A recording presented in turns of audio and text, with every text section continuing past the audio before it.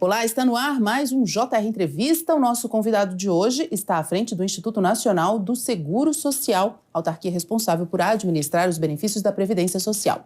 Eu converso com o presidente do INSS, Alessandro Stefanuto. Seja muito bem-vindo, presidente. Obrigado, é um prazer estar aqui com vocês. Presidente, a escala de trabalho 6x1 mobilizou bastante o debate nas redes sociais recentemente. Quais mudanças estão sendo consideradas para melhorar as condições de trabalho no INSS e como isso pode impactar o atendimento aos segurados? Perfeito. É muito importante a gente ressaltar que a missão do INSS é atendimento aos segurados.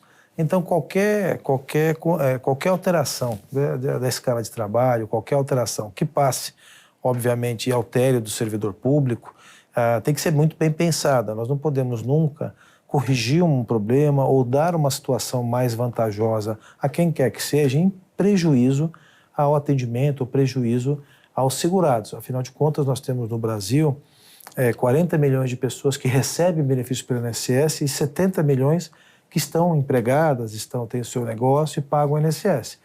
Essa população, que é mais da metade do Brasil, ela merece o atendimento a tempo e mora. Então, qualquer debate desse tem que ser um debate feito com tranquilidade e que vê todas as variáveis que acontecem. Melhorar a condição do servidor é fundamental. O servidor do INSS é um servidor que trabalha muito, que nem sempre tem o reconhecimento adequado, porque nem sempre nós temos as condições econômicas para atendê-lo, mas isso não implica em automaticamente se pensar em algo dessa natureza. Claro, está sendo discutido primeiro para o âmbito privado, mas se colocado na Constituição poderá até afetar os servidores e isso terá impacto, obviamente, no momento que você tem menos horas de trabalho, você tem um impacto que terá que ser lidado de alguma forma. A gente está acompanhando e vendo o debate. Agora, claro, estamos em debate ainda porque não houve nenhuma mudança legislativa impondo a alteração do 6x1, né? Presidente, muitos segurados aguardam por meses para receber os benefícios. Quais ações o INSS tem adotado para reduzir essa fila e melhorar o tempo de concessão? Perfeito. Nós temos dois tipos de benefício. Um benefício que é muito importante ser rápido, que é o antigo auxílio-doença. Então, aquela pessoa que se machucou em casa, às vezes um acidente de trabalho, está indo para o trabalho no ônibus, quebra o pé, acontece alguma coisa, está jogando bola, quebra o pé. Esse benefício é muito importante que seja rápido, porque a pessoa automaticamente, após o 15º dia, se for empregado, ou se for autônomo, no dia seguinte, ele está sem renda. Aí nós não podemos nem pensar em esperar. Nós mudamos isso. Era uma espera de 6, 7 meses, hoje não passa de um mês. Então a pessoa sai do emprego dela para o INSS e continua recebendo sem que haja uma descontinuidade. Isso é muito importante, foi um avanço muito importante feito já no âmbito do governo. Quanto aos outros benefícios que não são de rápida resposta, por exemplo, aposentadorias, o salário maternidade é rápido, porque é importante que as mães fiquem sem renda na proteção do bebê, são benefícios que nós temos melhorados. Todos os tempos médios de concessão melhoraram e nós temos hoje um tempo médio de concessão abaixo de 45 dias. Então, esses colegas ainda que estão aguardando o seu pagamento na fila, logo após a greve, nós tivemos uma greve um pouco alongada, nós estamos trabalhando, reforçando os quadros para que todo mundo receba antes de 45 dias os seus benefícios e tudo aquilo que é devido ao segurado. Agora o senhor está falando aí da questão do tempo médio. É possível, até o final desse ano, chegar aí à meta de 30 dias para concessão de benefício? É possível. Nós acreditamos na meta de 30 dias.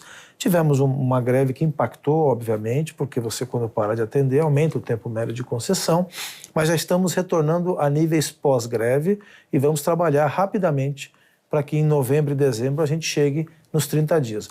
A norma legal é 45 dias, nós já estamos na norma legal, mas há uma determinação, um compromisso do ministro Lupo para chegar em 30 dias. Presidente, o programa de enfrentamento à fila da Previdência Social, ele foi prorrogado até novembro. Haverá uma prorrogação ou novas medidas para lidar com a fila de espera? Sem dúvida, é uma preocupação do governo. Será prorrogado o programa até dezembro, pelo menos. Obviamente que a gente não pode fazer nenhuma programação para o ano que vem, porque ainda nós estamos num projeto de lei orçamentária que chama PELOA. Com o PELOA, não há ainda como você atestar e poder fazer alguma medida provisória, algum projeto de lei para o ano que vem. Tem que esperar aprovar o PELOA no Congresso para daí a gente fazer, eventualmente, uma medida provisória ou um projeto de lei, para que ano que vem também a gente tenha esse apoio nas medidas, tanto medidas de concessão, mas também medidas de revisão, para a gente melhorar o gasto, né? É importante dizer que o INSS tem que dar benefício, isso é fala do presidente Lula, dar benefício para quem tem direito, e aquele que não tem direito não pode continuar com benefício, não falta dinheiro para aquele que tem direito, né? Então, para o ano que vem também deverá ter medidas, só não foram tomadas ainda, porque o projeto de lei orçamentária não está aprovado. Aprovado, haverá também medidas de apoio ao INSS. Agora, presidente, hoje muitos serviços também podem ser acessados pelo aplicativo Meu INSS. Para esclarecer ao público o que pode ser feito online e quais atendimentos ainda precisam ser presenciais.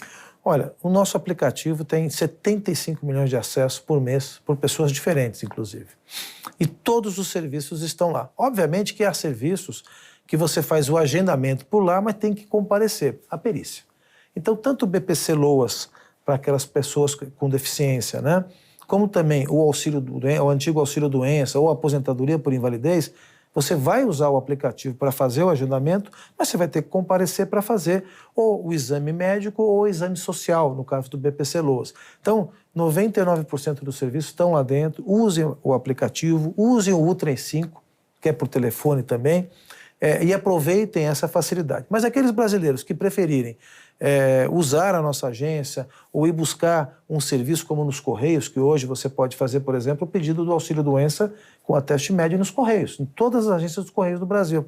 Você pode ir pessoalmente, mas melhor é no conforto da sua casa, na segurança, usar o aplicativo. Então, todos os serviços lá, nós precisamos melhorar, o aplicativo está sendo melhorado para ficar uma coisa mais simples, mas nós chegaremos lá. Em 2025, tenho convicção que o aplicativo ficará mais amigável.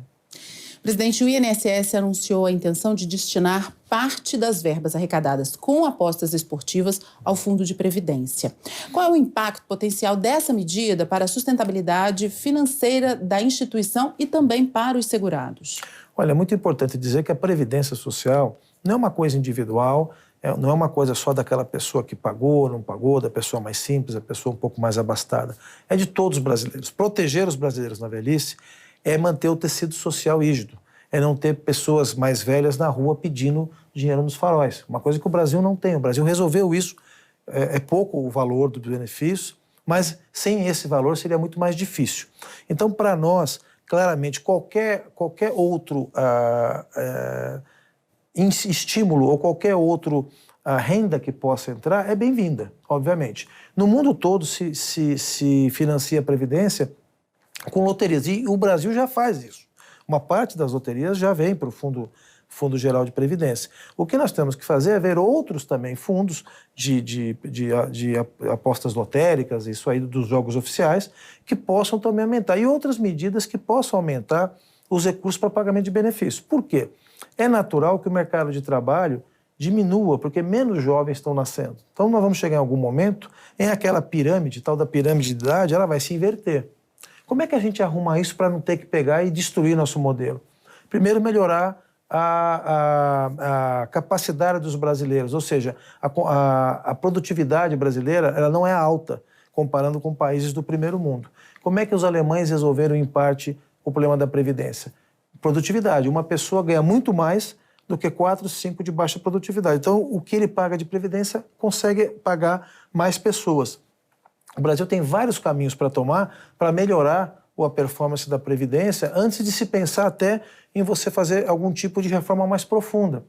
Eu defendo isso como acadêmico, aí não é o presidente da INSS falando, porque não cabe ao presidente da INSS opinar sobre reforma ou não, mas eu defendo que a gente estude melhor antes de se começar a aumentar as idades. Porque dessa forma como nós estamos indo, nós fizemos uma reforma faz 5 anos atrás.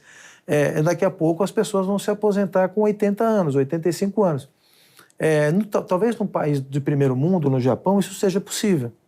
No Brasil, nós temos ainda bastante trabalho braçais. Não é possível uma pessoa que trabalha de pedreiro chegar até os 80 anos trabalhando. Então, ela vai ficar sem se aposentar. A gente tem que ter essa visão antes de se falar, porque reforma no Brasil sempre tem sido feita sob parâmetros, idade, etc. A gente tem que chegar num bom termo e estudar isso com mais calma, porque não basta só aumentar a idade. Nós temos 1.400.000 pedidos mês, que nós estamos conversando, eu falei. Certamente isso aí é produto da reforma a última feita. Ela empurra para frente um conjunto de brasileiros que agora estão pedindo o benefício. Então a gente tem que pensar melhor e ver no mundo como está se fazendo para que a gente possa fazer, quando fizer e quando se pensar qualquer reforma, uma coisa mais estruturada, não apenas para remendar algum problema fiscal. E você pode assistir ao JR Entrevista na Record News, no portal R7, no Play Plus, no Jornal da Record, no JR 24 horas à 00h30 e também nas nossas redes sociais. Presidente, o senhor está falando, inclusive, sobre essa questão mundial. O problema de previdência é uma questão de vários países, né? Isso.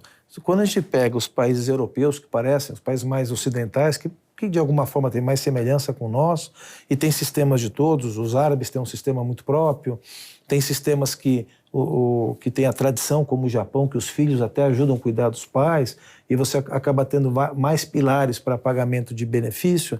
Nós temos um problema do sistema de pagamento da Previdência, o sistema que a gente faz de repartição simples. Esse sistema, que é você paga hoje, você jovem, e a pessoa que está aposentada recebe porque você está pagando. E assim, nesse ciclo geracional, um vai pagando e o outro recebendo. Obviamente que numa repartição simples como é o nosso, quando você vê diminuir a população jovem e aumentar a idosa, que aconteceu em todos os países, na Europa, no Japão, em todos os países mais do velho mundo, a gente tem um primeiro alerta, olha, não vai ter como pagar. Mas você tem outros instrumentos para melhorar o financiamento. Um deles é melhorar a produtividade. O outro são outras rendas, rendas de jogos oficiais, obviamente, rendas de estádio de futebol, outras rendas que contribuem para um bolo de recursos para pagar na sociedade a Previdência. Porque nós não podemos deixar as pessoas que chegam na sua velhice descobertas.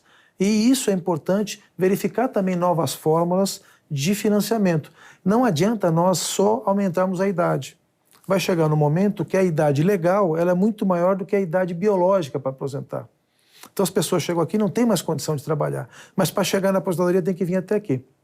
E o que acontece se você não consegue fazer isso? Todos vão para assistência social e não contribuem, porque é um benefício que não é contributivo. Então é importante se pensar sistemicamente, mercado de trabalho, assistência social, previdência social, de forma séria, a que a gente consiga, se e quando tem que se fazer mudanças, essas mudanças não têm que ser feitas a cada 5 anos. Né? A reforma feita pela Emenda Constitucional 103, naquele tempo, foi prometido que era uma reforma, pelo menos para 10, 15 anos, e que ela protegeria gerações futuras. Infelizmente, não é o que está se vendo. Presidente, infelizmente, golpes relacionados ao INSS são bastante frequentes. Quais são os golpes mais comuns e como que o INSS orienta os segurados a se protegerem disso? Olha, esse é um tema importantíssimo da minha conversa aqui com você e com quem está assistindo, nossos aposentados, os pensionistas, as pensionistas que estão assistindo. A coisa mais importante que eles devem fazer, falando de trás para frente, depois eu falo dos principais golpes, mas é não passar a senha deles. Né? Existe a senha do Gov para você acessar os serviços, a senha para fazer o empréstimo consignado, etc. Não acreditar. Primeiro, não acreditar em promessa divina. Né? Aquelas promessas de que, olha, você vai ter um 14º salário, aperta esse botão, você vai ter isso. Tudo mentira. E quando ocorrer isso, quando você ficar em dúvida, porque é natural, todos nós queremos ter um 14º salário. Você quer, eu quero, porque é uma melhoria da condição da população. Mas nem sempre isso existe, e hoje não existe. Então, quando você, aposentado do INSS, pensionista, você que recebe o seu benefício lá, que lutou por esse benefício, quando alguém pedir para você apertar algum botão, clicar em alguma coisa lá no Zap, não faça. Não faça. Liga no 135 e pergunta sobre o que está falando ali. 135 é um canal seguro. Você apertou 135 no teu telefone, vai cair na nossa central, você está num ambiente seguro. Por quê? Esses golpes são para colher a tua senha, são para colher seus dados. E aí fazer empréstimo consignado, em nome da pessoa. Hoje é muito mais difícil, porque nós implantamos a biometria facial, mas eles pedem às vezes uma foto. Não, manda uma foto sua aqui de lado, assim. Ou você recebe em casa, olha, mandaram flores para você. Que é uma coisa que qualquer pessoa gosta de receber. Nós, homens e as mulheres, gostamos de receber flores. E aí, para receber a flor, não, você tem que fazer aqui o reconhecimento facial. É golpe. Só para colher o reconhecimento facial daquele aposentado e fazer algum tipo de maldade com ele. E também dentro da família. É um assunto sensível, mas é importante nós colocarmos, às vezes, e toda a família, seja a minha família, a família de quem está assistindo, a sua família, a gente tem pessoas que não estão bem intencionadas. Acontece. Quem não tem, às vezes, um parente que possa ter um problema e queira se aproveitar de você. Então, também em família, quando você for confiar a tua senha para um filho, para um neto, só aquelas pessoas próximas que você tem confiança, que vão te ajudar a manusear o aplicativo, vão te ajudar a manusear o aplicativo do banco, tenha cuidado. Não passe a senha para qualquer um. O ideal é não passar para ninguém. É você aprender e você fazer. Mas nem sempre a gente consegue. É um pouquinho complicado. Aí, pede ajuda de um neto, aquele mais próximo teu, de um filho. Mas tome cuidado. Passar a senha sempre é um ato perigoso. Tem que tomar cuidado. E tem uma miríade de golpes. Seja falando que você vai ter um empréstimo melhor, seja indo na sua casa com o uniforme da INSS. O INSS não tem uniforme. Aparecer alguém na sua casa de uniforme da INSS, nem abre a porta. Chama a polícia. É golpe. O INSS vai na casa das pessoas pouquíssimas vezes, com agendamento. Pessoas que estão acamadas, precisam fazer uma perícia, pessoas que não fizeram a prova de vida, às vezes aparece alguém, viemos fazer a prova de vida da senhora, pega todos os documentos. Não existe isso. A prova de vida, primeiro o INSS tenta fazer sem você perceber. Saber se você votou, se você tomou vacina, se você foi num cartório e fez uma escritura. O INSS tenta pegar esses atos da vida civil para que você não tenha o desconforto de fazer. Mas se você for fazer prova de vida, faz no aplicativo. Ou numa agência do INSS, mas especialmente no aplicativo. Porque daí você faz sua prova de vida e não expõe seus dados para ninguém. São muitos golpes, mas todos partem de roubar a tua senha. Não dê tua senha para ninguém. Presidente, sobre o benefício de prestação continuada, ou BPC, haverá mudanças para tornar esse benefício ainda mais eficaz para famílias em situação de vulnerabilidade? Olha, o INSS, ele opera esse benefício, mas ele não cuida da política desse benefício, que é o Ministério do Desenvolvimento Social que cuida. Obviamente, qualquer melhoria para uma cobertura mais efetiva, uma maior eficiência desse gasto é bem-vinda, mas nós não decidimos a política. Então, hoje, eu não tenho conhecimento de algum tipo de mudança, algum tipo de evolução. Mas se vier para melhoria de atendimento, para melhoria de cobertura e também melhoria do gasto, será muito bem-vindo. Presidente, a antiga revisão da vida toda vem sendo judicializada em ações no Supremo. Existe alguma possibilidade de que essa regra, que permite escolher a regra mais favorável para o cálculo do benefício, voltar? Olha, do ponto de vista jurídico, eu posso falar um pouquinho melhor, porque eu sou procurador federal também, acompanhei a ação, eu vejo com uma dificuldade quase que absoluta, porque o Supremo já decidiu da inaplicabilidade disso. O que está sendo discutido agora é a modulação da decisão. Nós não acreditamos que haja essa mudança. Obviamente, eu não estou dando uma opinião pessoal aqui se a revisão da vida toda ela deveria ser ou não ser, não me cabe dar essa opinião, mas do ponto de vista jurídico, uma vez que o Supremo decidiu pela impossibilidade, o assunto está colocado uma pedra, e aí nós, infelizmente, eu digo infelizmente porque muitas pessoas tinham esperança, e a gente respeita essa esperança, mas infelizmente eu não consigo ver um caminho jurídico, posso estar equivocado, não sou o dono da verdade, para que a gente possa recuperar a tese da revisão da vida toda. Hoje em dia, atualmente, o crédito consignado é amplamente oferecido a aposentados e pensionistas. Como é que o INSS está protegendo esses segurados de um endividamento excessivo? Perfeito. É uma preocupação nossa mais presente agora. Tem um teto de 30%, 5% no cartão e o outro de crédito, o outro 5% no cartão de benefício. Como é que nós temos feito isso? Com informação. Não é? A gente tem procurado entidades como, por exemplo, o Ministério dos Direitos Humanos, na Secretaria do Idoso, que o secretário Alexandre tem nos acompanhado, primeiro para falar de golpe e em seguida nós vamos falar um pouco sobre endividamento, para que as pessoas saibam exatamente quando pegam um empréstimo, a repercussão na vida dela, daquele desconto que muitas vezes são por 2, 3, 4 anos. Nós estamos falando de pessoas idosas. 4 anos é um período muito importante que para o jovem pode parecer curto. Para nós que estamos já depois de 50, já são anos diferentes. O INSS tem uma preocupação também com jogos, não é? Porque nós não temos a informação ainda, mas isso é um boato de mercado que tem gente tomando empréstimo consignado para jogar, na esperança de resolver seus problemas financeiros, e isso cria um problema social muito grande. Nós temos acompanhado, A gente está preparando até um ofício ao Banco Central para que a gente possa saber se realmente essa preocupação ela é verdadeira e, de alguma forma, melhorar o quê? Instruir as pessoas. O que está legalizado e a lei nós temos que cumprir. No Brasil não cabe ficar discutindo o mérito da lei. Está legalizado, nós temos que cumprir a lei.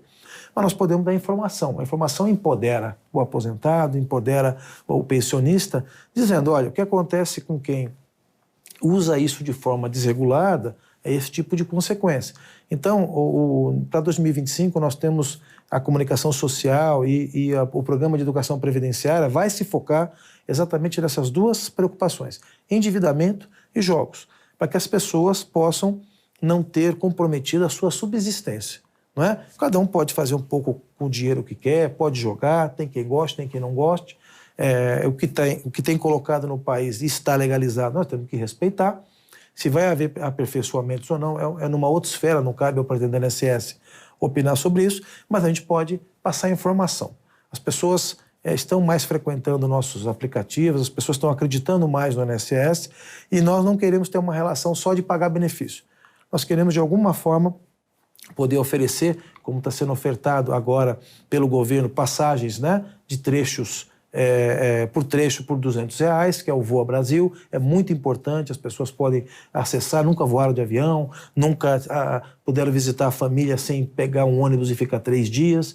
Eles podem utilizar o Voa Brasil, os aposentados do INSS, pensionistas, têm direito a utilizar alguns trechos por ano. Nós queremos ampliar isso, seja para hotéis, seja para cuidados, seja para informações, para que realmente, quando você envelheça, seja a melhor idade. JR Entrevista vai para o intervalo. Na volta a gente fala mais com o presidente do INSS, Alessandro Stefanotto. Não saia daí. Estamos de volta com o JR Entrevista, aqui com a gente o presidente do INSS, Alessandro Stefanotto. Presidente, o IBGE estima que cerca de 40 milhões de brasileiros estão na informalidade. Como é que o INSS pretende incluir e facilitar o acesso à previdência para esses trabalhadores? Olha, nós temos uma dificuldade de chegar nessas pessoas, não é? Nós temos que utilizar parcerias para que a gente possa chegar nesses brasileiros e explicar que vale a pena, que às vezes com menos de R$100 de contribuição, você consegue estar coberto. Porque não é só para aposentar. Muitas vezes a pessoa tem um negócio, não é um MEI, porque o MEI está coberto, né? E fica doente, fica sem renda, porque não consegue vender, não consegue fazer. Como é que ela faz? E hoje também os jovens têm sido de alguma forma estimulados a imaginar que eles, comprando criptomoeda, fazendo algum tipo de atividade, eles vão ter um dinheiro lá na frente. Certamente alguns poucos conseguirão, como no futebol, alguns poucos chegam lá, alguns poucos ganham muito recurso. Mas a maioria de nós não, nós somos uma vida média, uma vida simples, não somos tão talentosos assim, então vale a pena ir para a Previdência. Mas como é que eu chego nisso? Com parcerias. Nós temos buscado parceria com públicos específicos. Vou dar um exemplo aqui muito apropriado. Nós temos buscado as igrejas evangélicas, que conversam com as pessoas, que têm ali uma capacidade de conversar com brasileiros que nós, às vezes, não conseguimos conversar. Para quê? Para levar informação. Olha, você pode se aposentar assim, você pode estar coberto com tantos reais por mês, você pode, de alguma forma, sair da informalidade. É muito importante que saia da informalidade. Os jovens hoje, que infelizmente eu recebi uma informação que são talvez os maiores doadores de órgãos do Brasil, são jovens que se acidentam com motocicletas aí nas grandes cidades, em São Paulo, aqui em Brasília também, Rio de Janeiro. Esses meninos normalmente não estão cobertos. Não é incomum que eles tenham uma esposa, que também é uma menina, às vezes 20 e poucos anos, um neném, e ele acaba morrendo ou ficando tetraplégico, paraplégico e não tem cobertura. Mas como é que eu converso com esse público? Eu tenho que buscar parcerias. Então o INSS tem buscado parcerias com as igrejas, vai buscar parcerias com outras entidades para que a gente chegue lá e a informação toque nele e no coração dele, para aumentar a cobertura. Seja porque é importante para o financiamento da Previdência, mas mais ainda importante é para aquele brasileiro, na hora de uma tragédia, todo mundo está sujeito a uma tragédia, eles estarem cobertos e a gente vai estimular isso mais ainda em 25, já começando em 24. Presidente, com os acordos internacionais, o INSS tem expandido o suporte para brasileiros que vivem fora do país. Quais países já têm essa parceria com o Brasil?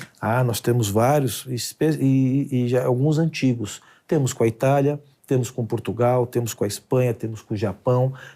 A maioria dos nossos acordos são com países onde houve uma diáspora, seja dos brasileiros indo para lá, ou daqueles estrangeiros. Eu mesmo, que sou de origem italiana, meu avô e outras pessoas que vieram para cá, de alguma forma, acabam perdendo o tempo que trabalharam na Itália, em Portugal, e não conseguem se aposentar. E da mesma forma o brasileiro que está lá. Houve uma diáspora brasileira, né? Nós temos mais de milhões de brasileiros fora do país e essas pessoas têm que ter cobertura. E os acordos têm propiciado isso, né? Nós estamos tratando agora, ainda nessa própria semana, com Cabo Verde, por exemplo, que é um país também lusófono, que fala a língua portuguesa, acertando o acordo com eles. E isso tudo acaba ajudando que os brasileiros que estão lá fora se sintam um pouquinho mais brasileiros, cobertos pela Previdência Social. O JR Entrevista fica por aqui. Lembrando que você pode assistir ao programa na Record News, no portal R7, no Play Plus, no Jornal da Record, no JR 24 horas, à 00:30 e também nas nossas redes sociais. Presidente do INSS, Alessandra Stefanuto, muito obrigada pela nossa conversa, por todas as explicações. Eu que agradeço, sempre um prazer estar com vocês aqui. Obrigada também a você pela sua companhia e até a próxima.